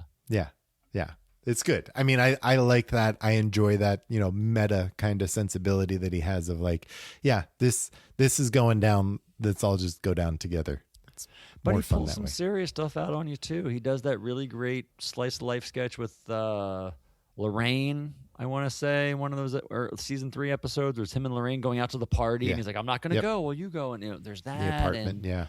He plays the barbershop scene in the mall sketch with Rick Nelson is pretty decent. It's like a different side of Bill Murray you don't always see. Right. And then, he just, he took the load on season 5. So you got to give him credit for that. Yeah, absolutely. All right. My turn. Well, tell us about Gilda. I like how you decide to not talk about Gilda and throw it to me. It's better for everyone that way. Yeah, one of us likes Gilda. I do. She's Gilda's great. She has the heart of the show. There's a reason I think in season 1 they're doing sketches of what Gilda ate and Gilda as a fireman and talking directly to the camera. Hi, I'm Gilda Radner. You can clap now. And there's the one episode where they do the whole joke about Gilda not being in the show, and they show her in the audience. She does the cold open. I mean, Gilda, she just has that personality that you want to love her. It's no surprise that she's one of the biggest stars, and one of the reasons why you would tune in. She's probably the person biggest on leaning into recurring characters. Yeah. She's the one I think, you got Emily Latilla, Roseanne O'Dana, Baba Wawa, Judy Miller, Lisa Lupner, Rhonda Weiss, Debbie Duty a little bit, Bobby Farber, Colleen Fernman, The Dancing End, which is, I think, great. So, Gilda Connie was Carson. Connie Carson. Candy Slice. You hate John Connie. Yes, exactly. Some of these are only 2 or 3, you know. Some Judy are 25. Miller. Did you say Judy Miller? Yeah. I might have missed Judy Miller. Some of these are 2 or 3. Some of these are 25. So it goes on both ends of the spectrum. She was not afraid to truly lean in. But it's hard. I don't know. You're going to argue with this. It's hard not to like Gilda. I feel like you watch Gilda and you enjoy her and she's fun and she makes you smile. Colleen Furman, I think, is hilarious. You're not going to do it nowadays. I think it's a funny character. I think she's really good on it. I might not say the same about the Granny character. I might not be able to go that far. But, you know, Rhonda Weiss, Bobby Farber, both great characters. She has a range. Everything we just said was a range. She played kids really well. You know, Judy Miller, she plays the little girl in the Uncle Roy sketches. She plays the little girl in the Dark Shadows sketch with Martin Sheen. She's really, you know, so there are different levels. It's not just the same little girl she does, but she can play a kid well, which is really fun. I love her. I love her as Connie Carson. I wish they would have done more Connie Carsons and better Connie Carsons because I love that woman-to-woman sketch. I think it was a really fun, smart idea. Candy Slice is really great, especially the first one with Eric Idle, and she just really does that kind of take on Patti Smith, which is really funny. She was fearless. You know, you mentioned Judy Miller. There's the sketch that, you know, is famous now where she threw herself into the wall and cracked a rib doing Judy Miller, and she kept going. I mean, Gilda Radner doing that first Judy Miller sketch is just a tour de force, and I am hard pressed to find a better solo sketch that is that good of a performance. She's just so good the entire sketch nonstop. And I'm not saying the original era, I'm saying ever. You know, not the biggest impressionist. You know, Lucille Ball was funny. Yeah, that's a good one. She did a Valerie Harper only a couple of times, but Valerie Harper was really good. And then most of her other impressions were just kind of silly, like Jackie Onassis doing the weightlifting stuff. It's not really an impression. And the Carter mom, right? Didn't she Jimmy Carter's mom? Rose Carter. But, you know, I just, you know, she's an amazing comedian. And I think she's super funny. And I always thought the Baba Wawa stuff they did I liked it more for the writing than the character, because I always loved how they would write stuff for her to say the right way. I think that stayed smart till the end, and I thought it was really fun. You know, and she was one, you know, people tuned in that first season and a half to see Chevy Chase beat Chevy, whatever he was doing, right? They tuned in to see Gilda do Emily Latella. And then they tuned in to see Gilda do, like, they weren't tuning in to see Gilda do versions of Gilda. They wanted Gilda to do her characters. And so she delivered, whether it was Emily or Roseanne Rosanna or Lisa Lupner or, you know, whoever else. Like, that's what she gave. And the first 4 seasons, I'd say she delivered. But I think part of it is that, like, in season 1, they do the "what did Gilda eat" thing, right? And they do, like you said, you know, she's like, "Hi, I'm Gilda Radner. You can applause now." They put her out there as herself in the beginning because she is so lovable and likable, and you want to like her. So when she's doing Emily Latilla 28 times, you're rooting for Gilda the person more so than the character at a certain point, right? Because she's so, I mean, she's pretty, she looks good on camera, and she's charming. And so you want to like her. And then it turns out she's really good. Now, I think Gilda is very talented. I'm not the biggest Gilda fan. And I know that we have some listeners of the podcast who are huge Gilda fans, and I get it. Like, I get that more than I get being huge Chevy Chase fans. I don't know that there are any, but that's a for instance. And I think what Gilda brought to the show was different than what Lorraine brought and different than what Jane brought. She was someone who, because she was charming and lovable, she was probably easier to write for. So you saw the writers doing more with her for her. I mean, Alan Zweibel talked about it in one of his interviews that I listened to, where he's like, yeah, I loved Gilda. Like, I was in love with her. And so then, yeah, he wants to write for her. And I think you get these recurring characters partially probably because of that, because they're like, she'll show up and perform, right? Like you said, that Judy Miller performance is amazing. She's going to show up and do it. And B, you want to write for her because you like her. She's not, she's likable. She's a likable person that's easy to work with, and therefore everyone wants to work with her. That's it. And she's uber talented. So I think all of these things together, she's great and she's wonderful. Not my cup of tea, just because I think I got tired of a lot of these characters. I got tired of Emily Litella very, very quickly. I was never a big Connie Carson fan. I agree with you on Barbara Wawa. I like the writing more so than the character. But again, the way they wrote that, it's very tricky, and she nails it every time. Like, she doesn't stumble over any of that stuff because she's that good. Listen, I understand you don't think women are funny. I get it. It's very well documented. We understand your stance. No. But I mean, there's two things. One, I think, she is the most talented of the three ladies. I'm not saying they're not talented, but Gilda's the most talented comedian. And I think she wanted it more than the other three. Jane very openly was not looking to be a star and being huge. Like, Gilda wanted it. She wanted the acclaim. She wanted the attention. She wanted to be loved. And Lorraine did to an extent, but it was like she wouldn't lean on those characters. And it was almost like Lorraine, I think, almost made it a fight for herself to do it. Where Gilda was just from the beginning more open. She was the Chevy. She was the female Chevy. She was the one who's like, I'll do whatever I need to do to be there, and I want to be funny. And Gilda also, and we mentioned this when we watched Gilda live, she's so good with others. She makes other people good, and she's so good with other people. When we watch Gilda live, it's not fun because she's doing Emily and Rosanna without Jane. She's doing Lisa Loopner without Bill. Like, with the exception of that Judy Miller sketch, everything else, maybe Candy Slice, everything else she does, she needs somebody. She needs someone to bounce off. She's an ensemble performer. She works well with others, and she makes others good. And I think that's a tribute to her, is how much she makes other people good. How good she makes Todd. How good she makes Jane. Like, you like Jane's character at the desk when she goes back and forth with Jane.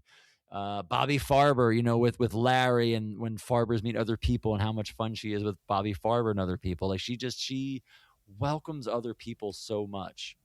Right. She's just so good. She's just such a good actor and comedian, and it's there. She's so. There's a reason why she's like, gosh. It's like Chevy, John, and her, I feel like, are the three faces you're going to see of this era. I feel like, and there's a reason, like, she should be. Yeah. I mean, I think probably more so than some of the others. Yeah. That you just mentioned.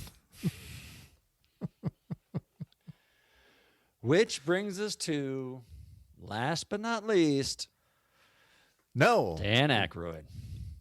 Last but probably the best. I mean, it's just wow. I think it is a shame that he was only on the show for 4 seasons, but I understand why Lorne was so upset that he didn't come back. I also understand why he didn't care that John didn't, but that's neither here nor there. Dan he's just a tour de force during his time on the show. Between his writing and performing, you can see how well he does with his writing, because all of his characters are so well developed when he puts them on screen for the first time. And you understand that quickly, because like you understand how quickly how the Coneheads operate, and like that whole world is just already there when you first meet them. There wasn't like figuring out characters on air. His ability to provide stability and to provide, again, he's another one who every time he's on screen, he shows up. When he's on camera, like, he's not half-assing any sketch. He's all in, no matter how straight the character is or how crazy and bizarre the character is. He's in sketches. Olympia Cafe is a great example of something where he kind of steals the scene, and he's just putting cheeseburgers on a grill, man. And it's like, he's so good. He's such a unique individual in like how his mind must work I mean, and you see this come through in some sketches that he writes and sketches that he doesn't write. He just adds flourishes to, like all the shit he knows about motorcycles and automobiles and aliens and outer space. And he puts that into his characters. What's the sketch he does with Gilda, like Mechanic's Night's bedtime story or something like that, where he tells her the bedtime story? That's right. Story? Yeah. And she's like questioning. Yeah, right. He's like talking about dropping in a transmission or something. That's right. And he brings these characters like Erwin Mainway, Beldar Conehead, Yortuk Frustrunk, Ebuzz Miller, Leonard Pinth Garnell, even like Mel from Mel's Char Palace. Like that's someone like you get that guy. Ray, the telepsychic. Remember that guy? It's just like, yep. And you mentioned him earlier, Jason, the hippie dude, right? Like he's really good in that. And then you talk about his impressions like Tom Snyder, who he does a bunch, Richard Nixon, who keeps coming back, then Jimmy Carter, obviously, Julia Child, Elliot Ness. That's a really great, fun impression. I just, part of me wishes that he never went on the Weekend Update desk for two reasons. One, like you said, Jane could have handled it by herself and did very well. He didn't need to be there. And two, it did feel like, and we talked about this in season 3, he kind of was feeling bogged down by all of that and that extra work that he had to do. And I think he would have been better served and the show would have been better served if he wasn't at Weekend Update desk. That being said, when he is there, he does some pretty great work. Yeah. I mean, I think he does better work in season 4 when he's the station manager and his point counterpoint with Jane. Yes. Like that's, or I guess he does it in season 3 too, but his best work at the desk is point counterpoint. Yeah. Dan Aykroyd is the one that you go back, it's stellar. You know, people say he's the original glue. He's the one, like, yeah, he's the guy who delivers week in and week out. You watch all these episodes, those first 4 seasons, quality. It's stellar. Everybody you mentioned, Fred Garvin, he's got one-offs like Fred Garvin. Yes. Alfred Hitchcock, random impressions like Alfred Hitchcock. It's funny, as we're talking about this, I wonder if Dan Aykroyd had, unfortunately, say, passed in the early 80s or mid-80s and didn't become old Dan Aykroyd, much like Chevy, right? Okay. And was only known for this era. Yeah. Would he be held in higher regards as, say, a John Belushi? Like, John never had a late career doing bad rom-coms of My Stepmother is an Alien or Nothing But Trouble or Memoirs of an Invisible Man. You know what I'm saying? Like, John only has this. So if Dan only ever had this and maybe, say, Dr. Detroit and Ghostbusters or whatever, is he thought of differently? Because, people's memories are recent bias. And Dan Aykroyd in the late 80s and 90s and early 2000s is nowhere near the Dan Aykroyd he was from 1975 to 1979. This is amazing stuff he did, writing, performing, impressions. We put up, a couple months ago, like the rehearsal footage of the Rolling Stones from season 1 where he does a Liberace impression, which is amazing, which never made it to air ever before or after that. And it's just like, how much other stuff did he do that we never even saw that was good? Right. It's his pitchmen. We mentioned, when Harry Shearer comes on and you said it was like a middleweight Dan, like he's doing a Dan Aykroyd pitchman. It's the same thing. Like Dan Aykroyd created that pitchman, solo to camera, selling a sketch as a pitchman is completely Dan Aykroyd, whether it's Mel or Ravko or Decibet or whatever. Right. Like AM/FM, one of my favorites. Oh, that's a great sketch. Yeah, exactly. Like he would do so many great sketches. Stuff he would do him and John together, as we, Ebuzz Miller is an amazing character that he came up with. Erwin Mainway is one of my favorite all-time characters. He's just phenomenal, whether he's going against Candice Bergen or Jane Curtin. It's just an amazing character that he put together.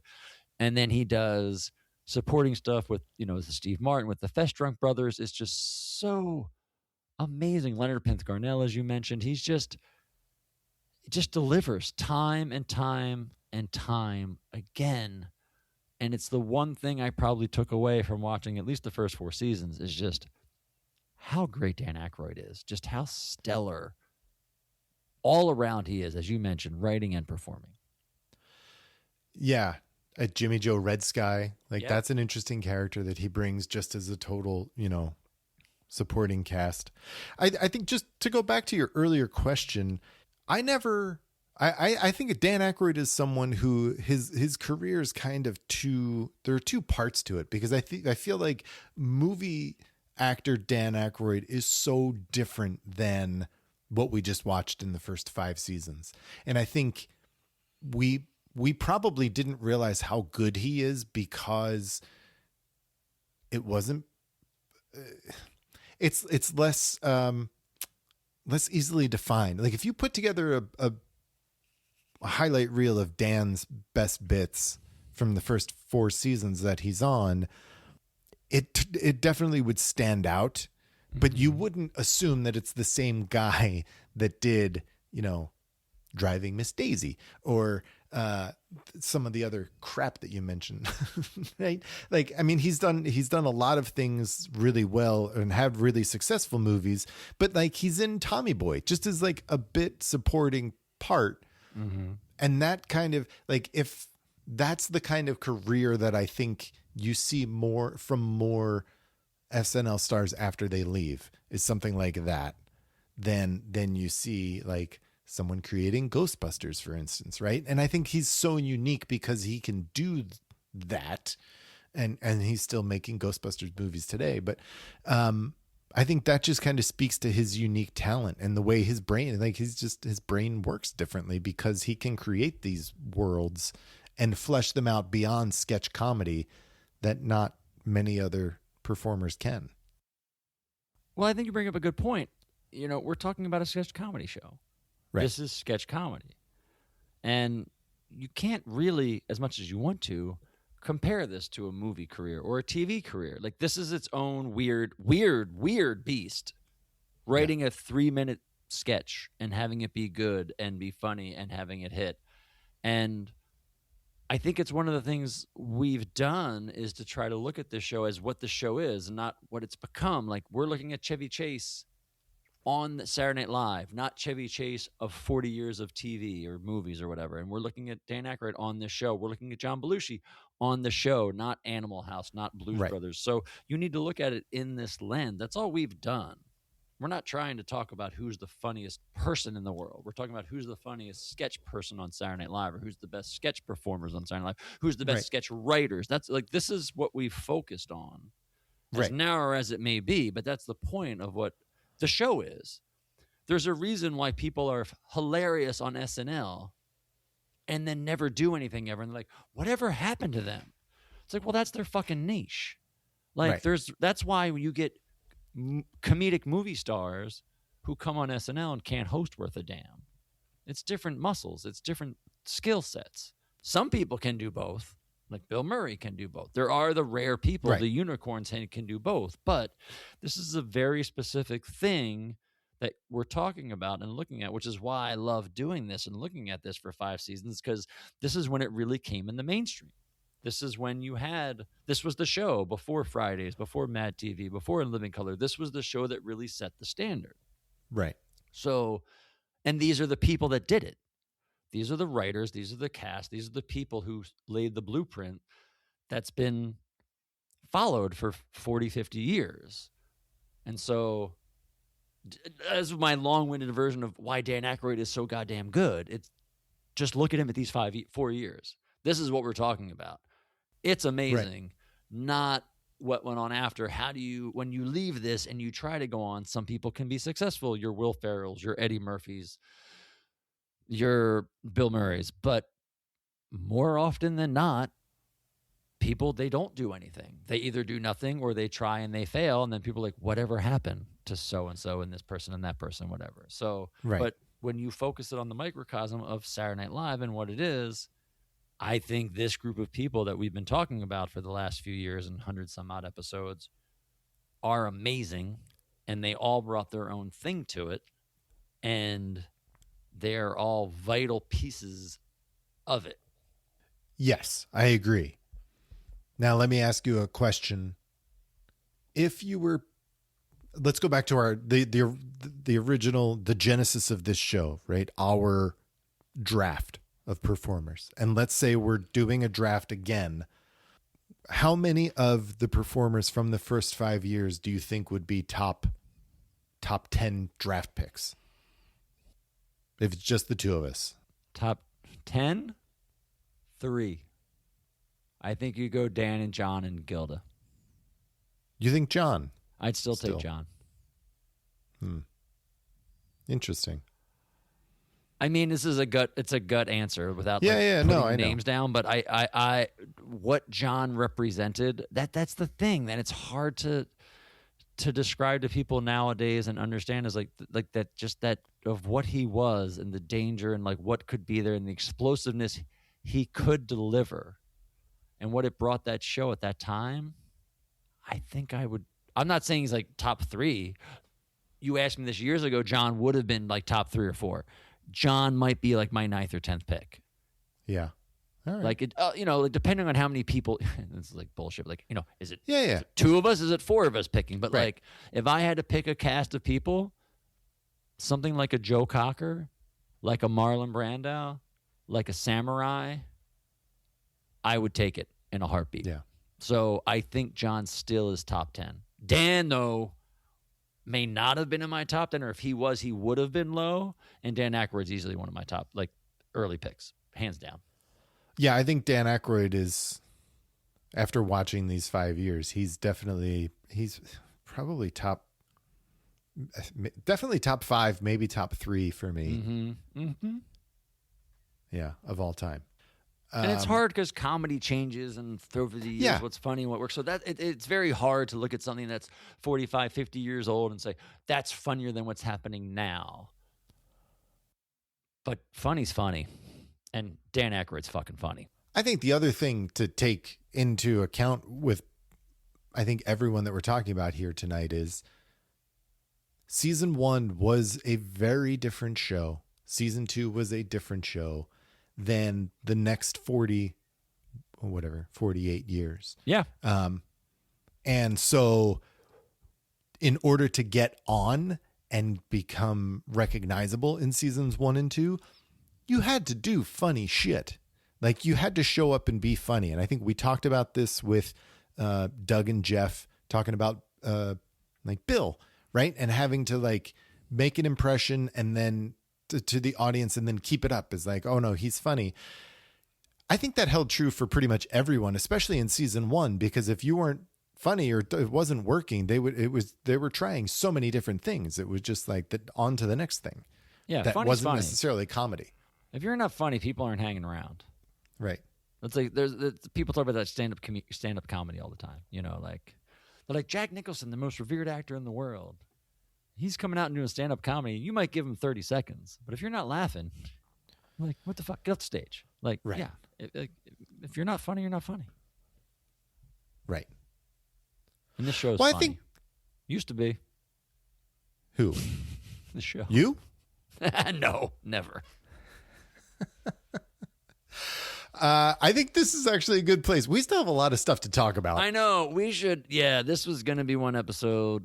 We're so sorry. I think this should be 2, and I think this is a good place. This is a good place as any to wrap it for now. I know and we then come previewed back. This is our last episode, but whatever. Bear with us. If you listen this long, give us one more episode, would you please? Right. Yeah, I think that's good. So next time, on the Early Years of SNL, stay tuned for the conclusion. I think we'll start next episode with a last week on the Early Years of SNL. Yeah, we'll do like a nice 20-minute recap of what you missed in case you just fast forwarded through all this. Don't worry, it'll be great. We'll bring up George Coe and Harry Shearer. And yeah. All right. We got 20 minutes on the Muppets. It's going to be great. Until then, good night and have a pleasant tomorrow. Good night and have a pleasant tomorrow. Thanks for listening to the Not Ready for Primetime Project. Please remember to rate and review and follow us on social media everywhere at NR4PT Project. The Not Ready for Primetime Project team is Brad Robinson and Gary Seith. Our editor is Will Bond, who hosts his own podcast with his brothers, Reviewing Doctor Who, which you can find wherever you're listening to this. Thanks for listening. Good night, and have a pleasant tomorrow. Brad, why do you do this? Do you do this to hurt us?